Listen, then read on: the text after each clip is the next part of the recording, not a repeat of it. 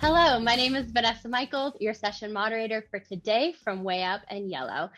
This session focuses on how to explore careers if you are unknown and what to do when you start your career. We have 4 experts here today from top quality institutions to talk you through where you should start your own personal journey throughout your job search. Joining us today is Anthony Cuellar from JP Morgan Chase & Co., Justin Margario from Experian, Christina Turner at Adobe, and Jerome Ortfield from Lumen Technologies. As we jump in, I wanted to kind of kick off the first question, really thinking about what is an exploratory student? So Anthony, do you mind starting us off? Sure, yeah, happy to do so, Vanessa. These are students who maybe had an internship in what they were studying, and perhaps, in the counseling world, we would always call it that aha moment where you realize, you know what, this actually isn't the industry that I might want to do. Or it may be something that, you know what, this is something that I see myself doing in the immediate, but this isn't going to be my long-term solution. This isn't going to be my long-term plan. I think everyone would agree, or perhaps most people would agree, that really gone are the days of a student finishes their undergraduate degree, they go off into that first job, and in that first job, it turns into the only job that they have for the rest of their career. I'm sure you can find examples and perhaps people who have done that, but I would argue that really gone are the days where you're in that one job until you retire. These are, students like myself, former students who had that first job, kind of bounced around between different things to really land on what it is that you wanted to do ultimately. Thanks, Anthony, for that perspective. Christina, did you have anything to share? You hear a lot of times they say it's not a straight line. And so we want to see what you're open to. Be willing to consider what you could use, what you've learned in. What are those key skills that you've gained through projects, leadership opportunities, even the clubs and organizations or athletics you've been a part of, how those can reflect into future positions. You really want to consider, what you're open to and not necessarily what you thought you wanted to do. So plain and simple, just having that option of being open and flexible to the varying roles that are out there that you will not hear about during your school. So thanks. And Jerome, any thoughts on your end? I like to call this exploratory student as a really trial and error phase. You're trying different jobs, different roles, different opportunities to see what you really like to do and see what skill sets really fit you in those roles. And so I was an exploratory student during my undergrad days, of course. I changed my major a few times just to see where I thought my skill set aligned with my interests. And ultimately, it led me to take a few different career paths, which we'll definitely get into later in this discussion. But definitely I like to categorize that in like a trial and error phase when you're getting ready to try different things and see what you do and don't like. Thanks, Jerome. I think that's such a great point. And coming from my background prior to joining WayUp, I was actually in higher education as an academic advisor, and I advised first year and undeclared students. So this is my passion and background. And I think it's okay to be undecided, and it's okay to change your major and change your course of path. Justin, anything else you'd like to share? To me, an exploratory student is someone that doesn't really know what they want to do, right? That's working in a degree plan, and they love it, but they don't know what part of that industry they want to go into, right? So just like Christina said, no career is really upward trajectory, right? You're going to move around a lot, and that's okay. That it's okay to start one place, try something, switch industries. It's no career is linear, as I tell all my students. It's you have the ability to move left and right and up and down. And that's, I think, to someone young in their career, is, at least when I reflect on my experience, that was something that I was not used to until I was in the working world for a while, right? When I was exiting college, it was, I have to know A, B, C, and D, and I got it all, have it all ironed out from the beginning. That's not realistic. And I think adds undue pressure. Exactly. And I think this flows into our next question. But where do we start your job search if you're unknown? So we'll kick this one off with Jerome. Well, you definitely have to start somewhere. So I definitely want to just take your passions and align those with your skill set to start. So for example, if you're really passionate with helping others and you also have a very extensive skill set with, data input or math or anything like that, you definitely want to find different opportunities or even programs or projects where you can merge both of those to, just get your foot in the door of those opportunities. So I definitely would say start there with merging your passions along with your skill set.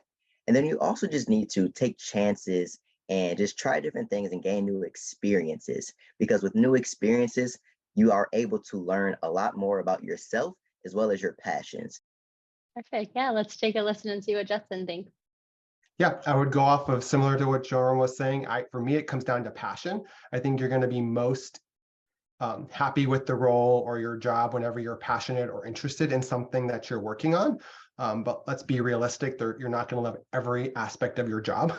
So there are going to be some things that you don't love. But I think when you sit back and reflect on, what do I love doing and how do I find that aspect or those skills in a future job is where you're going to find your sweet spot, and you're going to have job satisfaction in that first role.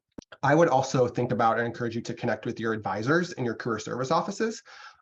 Forever and a day ago, I was in college, and I kind of had what do I need to do? What do I want to do? And I went to my career service office and I actually took some kind of an assessment that told me what my skills were and what my personality was like and what career choices would highlight that or where I'd be kind of in my sweet spot. So I'm assuming those still exist. I'm dating myself if they don't, but I took one and it helped me lead into HR, which is where I'm at now, knowing that there's a little psychology, a little people, a little socialization behind it. And so, if you're at that kind of crossroads of where do I go? There's so many things out there. I would connect with your advisor and your career office and really have them help you think about that and maybe give you some tips and tricks or assessments to help you see what that's all about. Thanks for the plug, Justin. As a former academic advisor and instructor, I think, a lot of the staff on campuses want to see you succeed. They want to help answer questions or concerns. Christina, anything you'd like to share? Networking is so instrumental to any career, whether you're just getting started, you're 5 years in, you've been doing it for 20 years. Networking is a huge piece of it. And that starts with some of those events that happen right on campus, or even that companies might be hosting virtually now. Attend those, get to know the different areas of the company. You're likely going to get to hear about what that role truly looks like, what that team actually does. And maybe you'll discover something that you thought you were loving, you were set on is actually not the path you want to go. Or it's going to reinvest your interest and you're going to try that much harder to really find that opportunity to get started. Anthony, anything you'd like to share on the second question?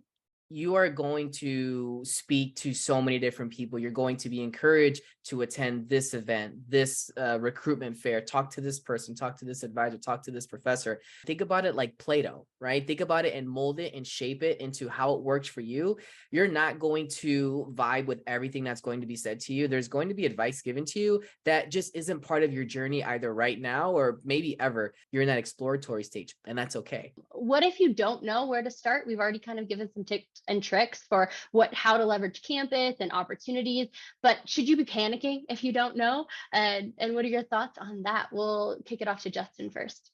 So I would say definitely don't panic. I think that's an easy thing to get into, right? You're approaching graduation, you probably have debt or bills you need to pay and you have to find that job. I say don't panic. I think nothing comes positive out of panic. When you panic, you just start essentially throwing things out there. And I think that's the worst experience. I did that close to my graduation. I was a couple months out and I was just applying to anything and everything, whether I liked it or not, until, and I finally just stopped and thought to myself, wait a second, let's slow down a little bit. If I have to go do a part-time job or something like that, I'll do that until I find my real big person job, right? I want to find job satisfaction. So I would tell you to just take a deep breath, calm your nerves, and then get really intentional, right?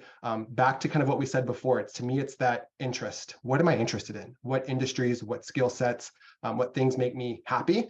What am I going to do and find that? Christina, anything to add? It is a journey, and that's why a lot of times we say career journey. It truly is going to change and mold as you get stronger in certain areas. You learn what you love, what you don't. And so, yes, be open, but be certain that that role that you're starting in is going to give you a step towards where you want to go. And you might not be fully comfortable in what you're doing, but I've learned that that tends to be when you learn the most. When you are doing something, someone trusts you to do it for obvious reasons that you don't see. And then you look back and you're like, why was I so stressed? That turned out great. So be open to finding those steps to get to that career that you'd like to find. And hey, if anything, you can always go back and learn a new skill and start over. You don't have to like everything about your job. And I don't think I've met anyone yet in my life, in my, X amount of years of living, who liked every single aspect of their job. But it's just like Justin said, is there that fulfillment? Do you feel you're making a difference? Do you feel that's making a difference in your own life? Whether it's just, I make money to pay my bills, I make money to start transitioning into my post-college life. And just like Christina was mentioning earlier, where it's never too late to maybe even start a new skill. We've all been in that position, and it's okay. Just like Justin said, slow it down and be graceful with yourself. Jerome, any thoughts? I'd love to hear your perspective on this question. Just echoing everyone's point, you definitely just want to be able to network and get yourself out there, but you also want to be intentional about the steps that you're taking, because this is the process. 9 times out of 10, you won't necessarily land the right off the bat dream job. There may be a couple steps before you get that dream jobs. So just being sure that you are, continuously moving forward, whether that is gaining a new skill, taking that new opportunity, or just gaining new experiences, you just want to make sure that you are positioning yourself for that next step. I'm really excited for our next question, because I think you all have given such great advice and little snippets of knowledge and information to our folks joining the webinar today, but would love to hear some examples of where you or someone studied or started your career, and how did you get where you are today? And so we are going to kick it off. Let's go with Justin first. Before getting to that, I was gonna say, I think we're all exploratory, right? Even in our later careers, right? We're all kind of exploring. I mean, I feel like I know what I'm doing now, but I don't know if I want to do this for the rest of my life, right? Like maybe I want to go to something else. So I feel like any good career is you're always in an exploratory state. So maybe that will give you some calmness, knowing that even those of us that are 5, 10, 15 years into role, we're still exploring, and that's okay. I'll give kind of 2 examples, my own career path, and I'll give you kind of a drastic one of someone I used to work with. But I think it's rather interesting that 3 of us on this panel that I know of used to work in higher education, and we're all now in kind of corporate kind of function. So I took my first job out of college. Remember, I was throwing things out there, just trying to get my first job in HR. I wanted to be a journalist. I wanted to be a recruiter. I wanted to be in benefits. Like I had no idea what I was doing. I was just trying to get that first job. And I took that step back and thought, what do I really am passionate about? And that was people and my university. So I took my first job being an admission counselor at the university, interacting with students and families, trying to get them to come to the university. Did that for a couple of years, and then thought, I'm ready to leave. I'm ready to get into kind of corporate America, and took a leap of faith and started recruiting, doing full-time recruitment. Did that for a little bit. Didn't love it, but then found out that my company had a university relations role where I was working with students again, filling their internships. And I found my sweet spot in corporate and in working with students, which is what I loved doing in my past job. Back at my last company, I had a colleague that started as a bench scientist. She was a doctorate in chemistry, was doing chemical things at a bench, but had a little interest in working with people and recruitment, and took a short-term assignment in the HR department, and doing college recruitment at career fairs, right? Being on the recruitment team for hiring their interns. And she actually moved out of a chemistry role and into an HR human-facing recruitment role, and was a recruiter for many years, and still is. Jerome, would love to hear from you. Any stories? After graduation, I pursued further education and got my master's in human resources. And while I was in grad school, I was able to get an internship with the company I'm with now. And so prior to graduation, I was able to start with that company full time. And I'm currently in a rotational program within our HR department. And that leads me to basically get a sample size of different functions within HR. So each rotation is about a year long, and it just allows me to experience all of the different work, meet different individuals, and honestly just see what I do and don't like with different areas of HR. So that's honestly where I'm at now. And I like to think of myself as an exploratory student. And like Justin said, always are continuously learning. So you never want to stop learning. But back to my rotational program, I really feel that this allowed me to see various areas of HR in a short amount of time. So, I was very fortunate to have this opportunity because it allowed me to get all of those experiences within, under 3 years. And so that's what where I'm at in my career. And I'm not sure what's going to be next, but I definitely have a great idea of where I want to go now after this rotational program and have an experience in various areas. So if I can just give any advice, if you're unsure about where you would like to go, if you can get into any type of rotational program where you can get a sample size of various areas within that department, I definitely would recommend that. Thanks, Jerome. I think it's great to see more and more companies providing these rotational opportunities to help students and early career candidates who, again, know maybe a general area they want to be in, but they don't know exactly the role. And so being able to try out different functions and then hopefully ultimately land in the function that really speaks to them is awesome. And it's great to hear that you've been able to have that experience. Anthony, would love to hear from you next. Yeah, absolutely. And, get a big shout out to Jerome there for being in the rotational program. When I first heard about your story, when, we were chatting last time, it got me really excited because you were, coming out of your undergraduate program, then and went into your graduate program. And then the theme had just been, you kept exploring, you kept, leaving the doors open. So big fan of you in that. So let me just give you a quick pulse check on literally what I was doing yesterday. To go along the lines of always being an exploratory student and kind of following those interests and those passions. So yesterday I was researching graduate programs and what I want to do. One, I miss being a student. So talking about being an exploratory student, I miss being a student. I miss being in the classroom. I miss having that kind of intentional dialogue in that classroom setting. So I was talking to my fiance and I brought up the fact that I want to go back to school. I have a master's in counseling. I have a bachelor's degree in audio arts and acoustics, and I work in human resources at JP Morgan Chase within their campus recruiting division. But I missed that skill set. I feel like for me to progress in my career, there's a certain skill set that I can't really put it into words yet. I can't, I don't have my elevator pitch ready to go, but it's something that I'm feeling internally. So I'm researching graduate programs that are a mix of business courses and computer technology, some kind of software engineering, something to kind of blend those two, data analysis, data science. So that was literally what I was doing yesterday.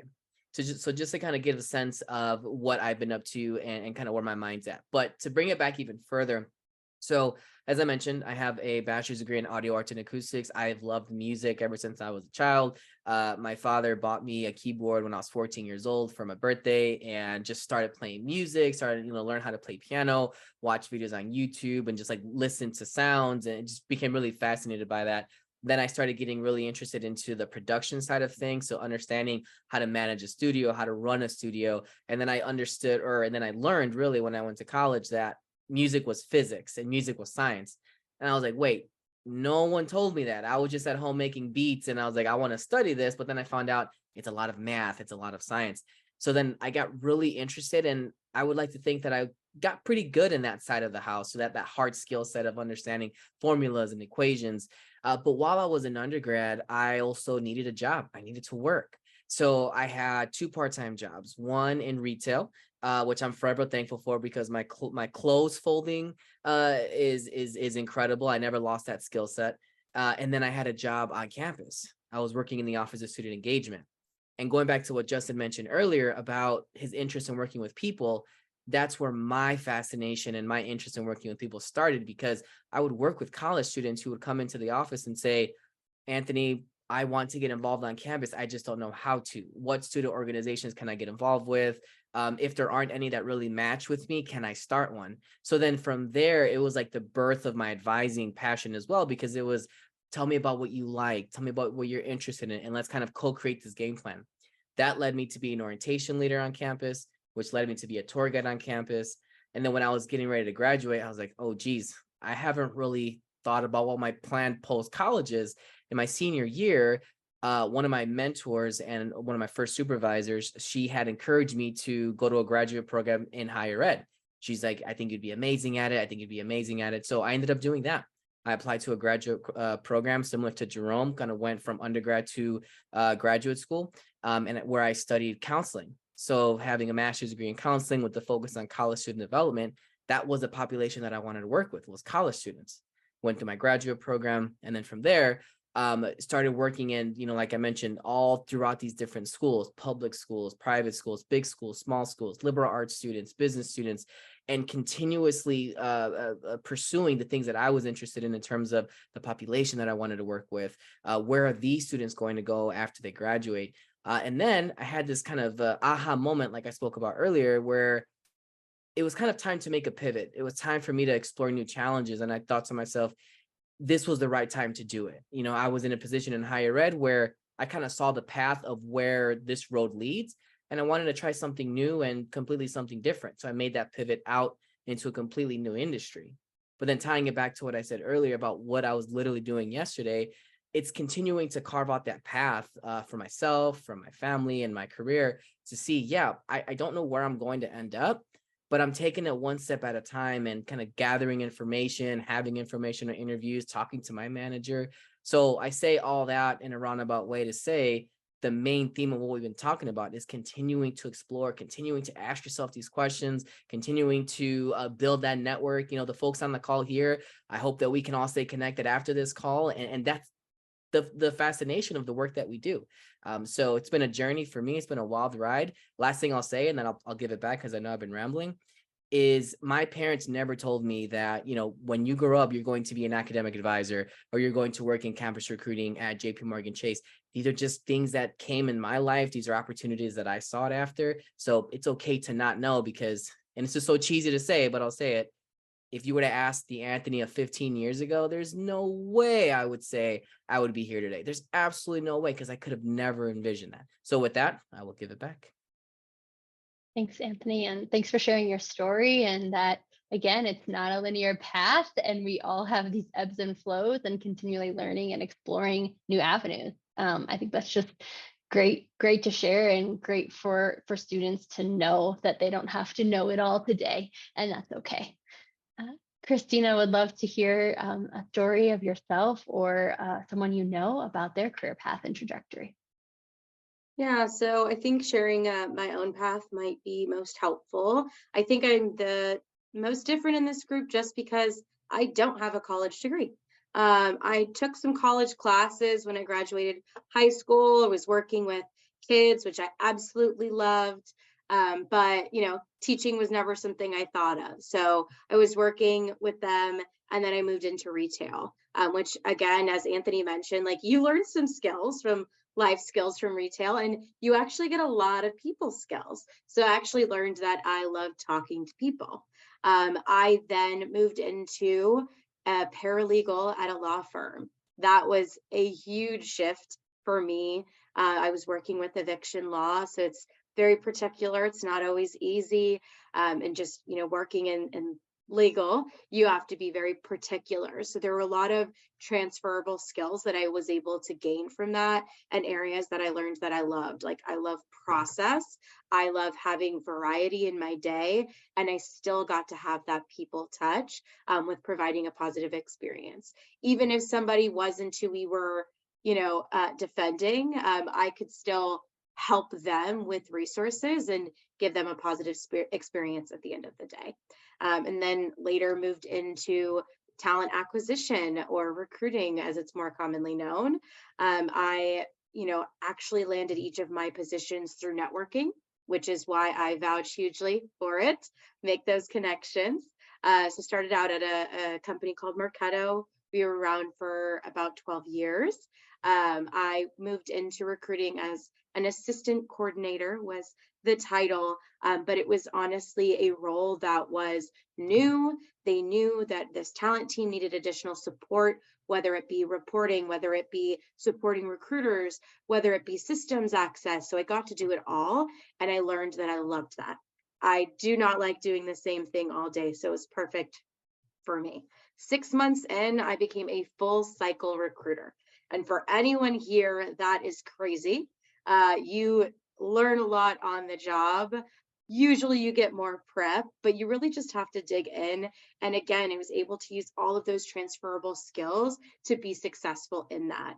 And then few years later, we were acquired by Adobe, and here I am. Have been here for 4 years. I landed fully into university hiring, and it truly is my passion within this team, within this role. And same theme as everyone's mentioned, I am not done with learning. I have so much more that I want to do, and I don't know what step is next for me. I know that I want to support university recruiting in some way, but there's so many ways to do that.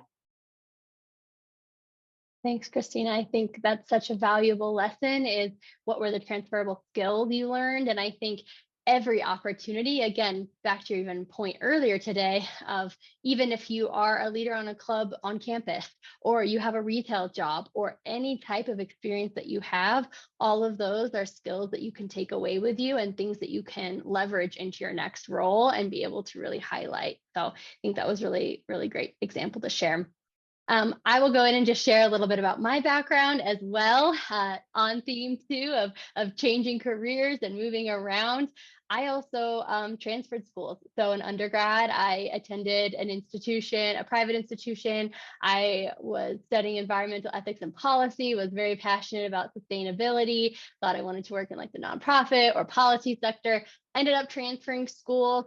They didn't have a major like that to the other institution I transferred at. So it was a political science major with an environmental studies minor, was really passionate, again, about politics, being involved in my community. I ended up doing junior year an internship, did a campaign internship on top of working another almost full-time job while going to school full-time. So I was very, very busy in my undergrad life. And I worked on a campaign. I got to coordinate the volunteers, coordinate our canvassing efforts. And I realized, as much as I love being involved in my community, I did not love working on a campaign. And I actually did that internship with a classmate. She loved it. She loved that.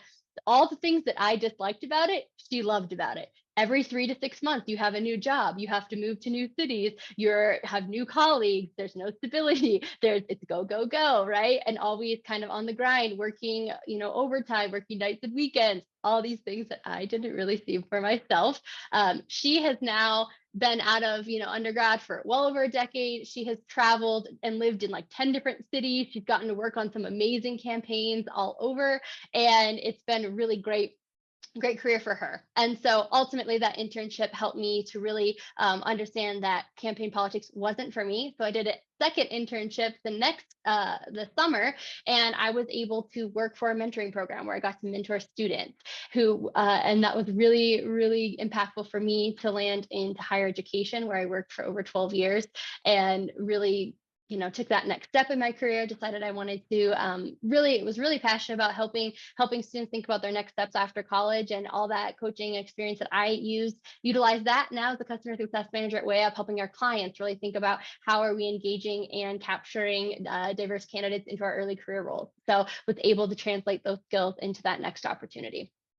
So really excited to hear all of your stories. Thank you all for sharing. I think it really helps our candidates think about what's their next step and what does that might look like for them.